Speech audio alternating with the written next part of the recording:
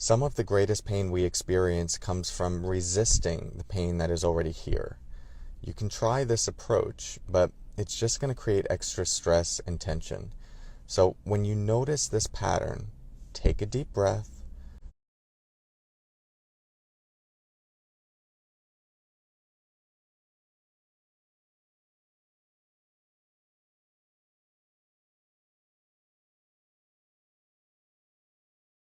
Sit by myself, talking to the moon.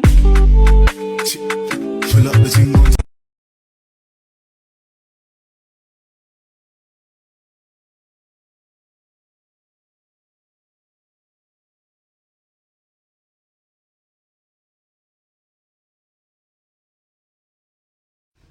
Hi y'all.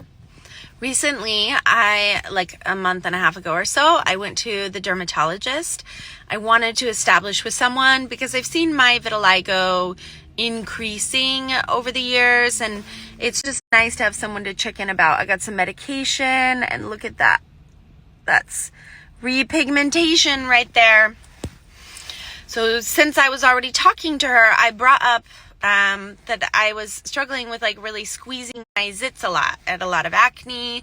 So she gave me something to rub on my face in the morning, something to rub on my face, and some Retin-A to rub on my face in the evening. And I saw my skin transform in these really positive ways. And so today I was able to go back to her and say, what else do you think you can do for my skin? And she taught me that this is rosacea. I had no idea that's what it was. The redness that you're seeing in my cheeks and particularly around my chin, because I said to her, what is this? Why this is a new thing for me and why is this happening? And she said, oh, it's actually happening up in your cheeks and in your nose too. And I had kind of thought maybe I'd thought of this more of like a sweating or a flushing, but they're the same thing.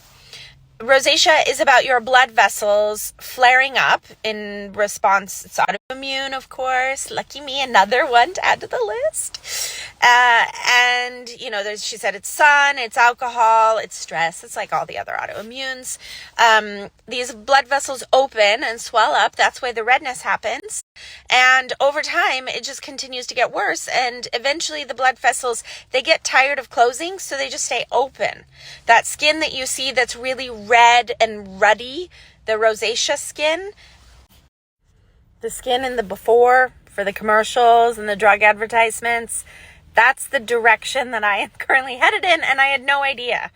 I'm so happy that I had the opportunity to go to a dermatologist and say, what can you do for my skin? And that I found a dermatologist that I really trust. She didn't push anything on me. In fact, when I opened the door and said, what can you do for me and my skin? We did not jump right to anti-aging. We didn't jump to anything expensive. It was fantastic. I plan to just go to her until she tells me that she doesn't have anything left for me. But if you are also experiencing the redness, the flushing, go find someone, talk to them. There's a cream that you can rub on your face. I paid $60 for it. She uses it herself, and she said it lasts for about 6 months. I'm also going to do a laser treatment. She said she said I should expect the laser treatment to cost me a few $100s, but it can last for up to 10 years.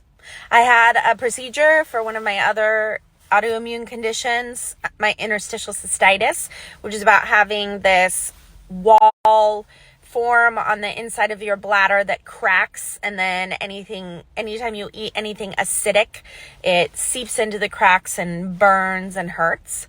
Causes frequent urination, all sorts of annoying things.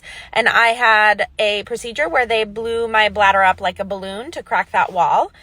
Back in 2003, and have had, I think I'm starting to experience symptoms again now, but nothing like back when I got diagnosed and had surgery.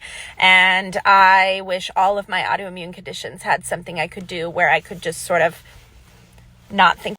Oh, and last one. In case you have vitiligo too, she told me they're making a pill for it. It's going to come out. She doesn't know when. We just have to pay attention. She said there'll be like commercials. It's a really big deal, but a pill is coming.